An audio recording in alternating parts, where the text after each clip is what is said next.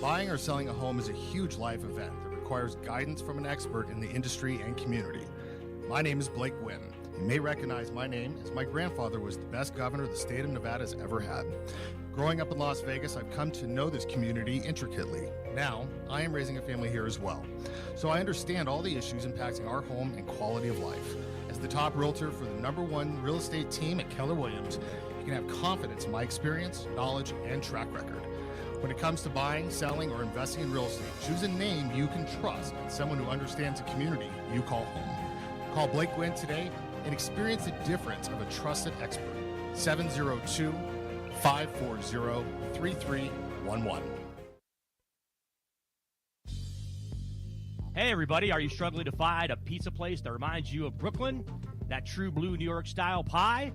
Well, worry no more. Stallone's Italian Eatery Pizza is a knockout.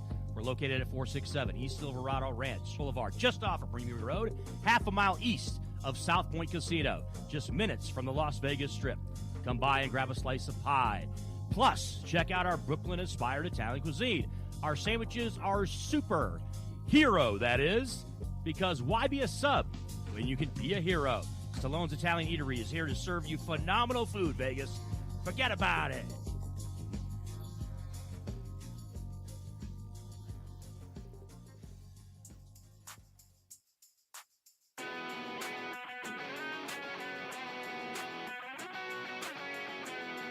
All right, welcome back. It is Pushing the Limits on a Thursday. We are in the first few hours of the NCAA tournament. It is my favorite time of the year.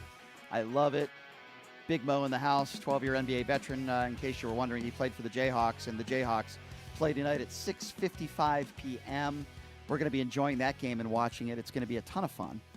And we've already had an upset, and we got some great games later on. Slating playing right now and later this afternoon. Mo, I love this time of the year. It's so much fun. What are your thoughts so far on the games that you've seen?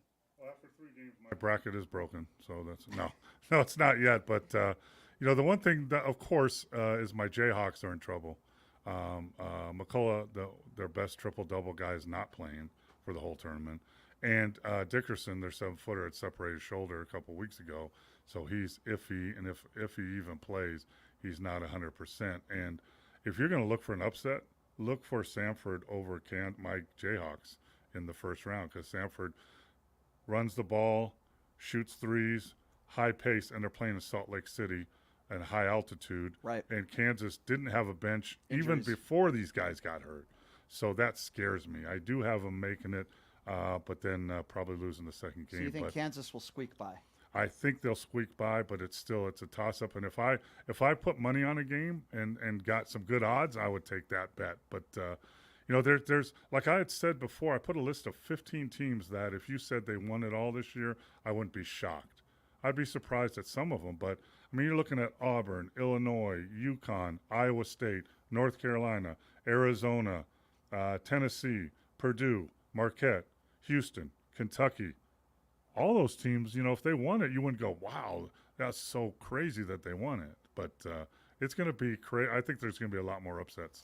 I know UConn is the chalk. We were sitting in this same studio. Yeah, you loved them last year, right? I did. Yeah. Before the Sweet 16, I told you I watched their practice, and I don't see any team beating them. I just think they got the right coach for the job. They've got the athletes, the guards. And you know what, Brian? A lot of people don't know that NBA scouts, like real scouts, they go to practices because that's where you see what the real player is like and what the real team is like. And you absolutely pointed that out last year. I was one of the only people. I don't think I was allowed in there at T-Mobile, but I was there anyway. You're not allowed at a lot of places. I know.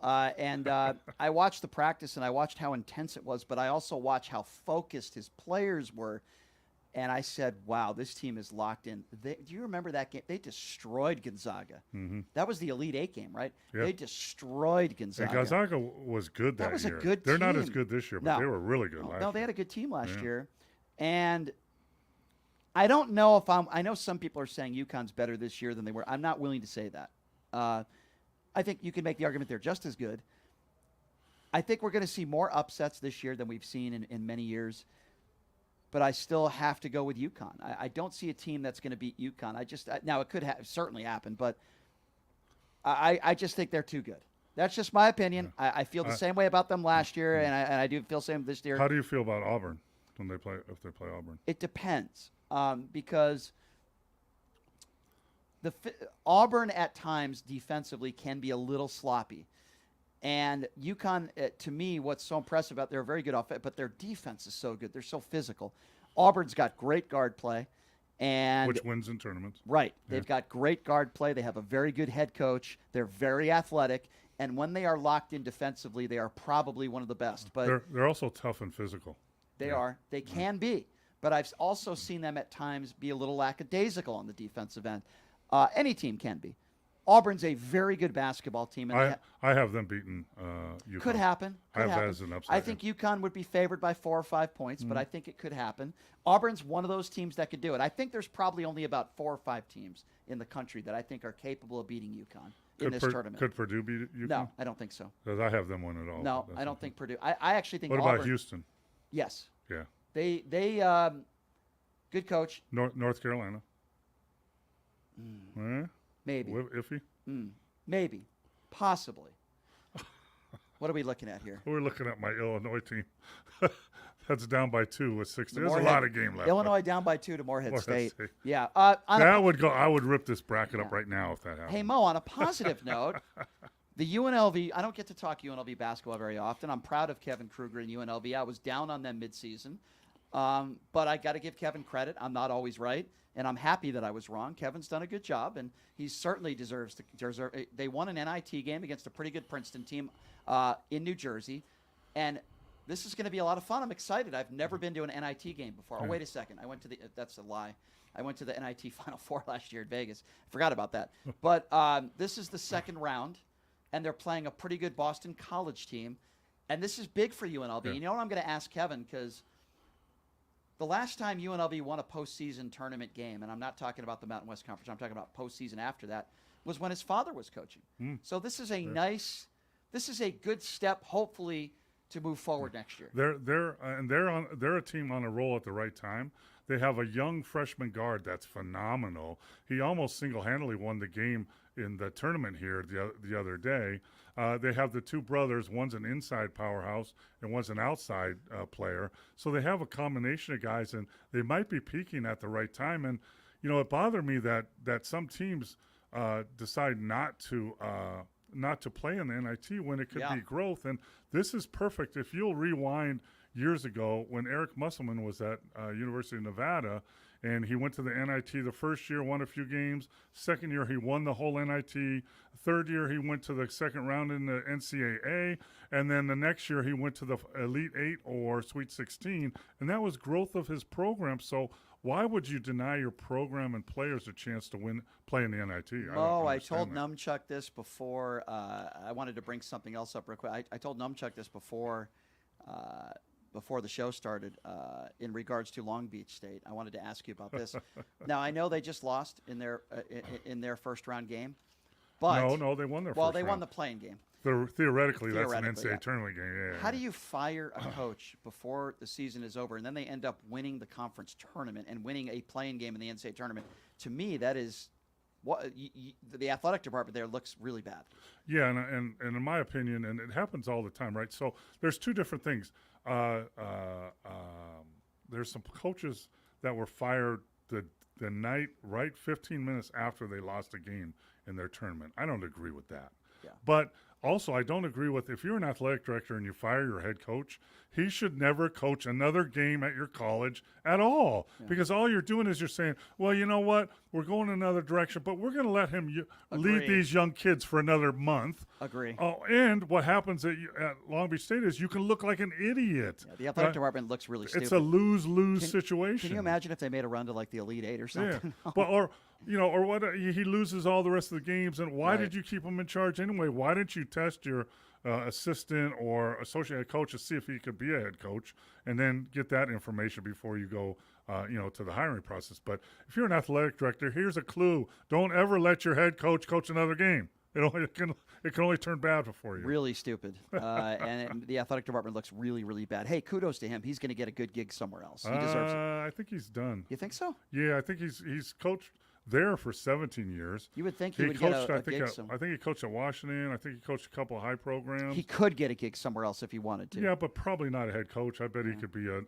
advisor like your guy is at Idaho State or Boise State or something like that. But, and I don't think he wants one. I mean, at some point in your coaching career, you've done everything you can do and you're ready to move on. Let's take a call. Basketball question. Ryan's joining us. Hi, Ryan. I got about a minute for you. Sorry, up against the clock here. Go right ahead. Ooh, well, I had a few questions. I guess I'll just ask like one or two. Mo, I wanted to ask you, as a 7-footer, as a big man yourself, how do you feel about the dying art of the post game? Is the future of the NBA big just perimeter-oriented face-up skills? Like, I watch Wembanyama and Chet Holmgren and those guys, and, I contrast that with a guy like Roy Hibbert, who would never make it in today's game because, that kind of a big is no longer. Yeah. Well, I think you said it correctly. The low post game is going away, but big men are not irrelevant in basketball. Look at the last MVPs of the NBA: Joker, Giannis, and Embiid. They're all 7-footers, but their game has changed. Yeah. And what I think has happened, instead of the low post, those guys are posting up at the Duncan angle, which is about 15 feet out, or the elbow, because they can be more effective and not double teamed. We used to do that when I was with the Dallas Mavericks with Dirk Nowitzki, because he wasn't strong enough to hold his own down low, but he's good. They use their same back to the basket moves, but they're just a little farther out. Thank you for the call. I apologize. Ryan, I got about 45 seconds left of the show, my friend. I'm sorry. I got to let you go. Ryan, call back again next week when Mo's on, and I promise I'll get to your call a little earlier. That was my fault. I apologize. Mo, appreciate you being here as always. We're going to watch your Kansas Jayhawks be playing tonight. We're going to have some fun, watch some Jayhawks basketball. I actually went last night to the new, what is it called, Atomic Golf. I went to the grand opening there, and it was a lot of fun. People there were awesome. Had a great time. Took my folks out there, and we all had fun hanging out with it. Did you smash it? I did. I was hitting the golf ball very, very well. You do a couple things good. That's one of them. I don't know what the other ones are, but I don't know what the other ones are either. I don't know which ones you'd be referring to. I don't know. I don't know. We'll keep working on it. Yeah, I don't know. We'll work on it. Mo, thanks for being here as always, my friend. Hey, we have all due respect to Mo, but we have somebody even better looking than Mo in studio tomorrow. Man. Nicole Mitchell's going to be in studio tomorrow. Yeah, that's going to be fun. No argument there. Yeah, we'll take a 22-hour break. We'll see you tomorrow, folks. Have a great day.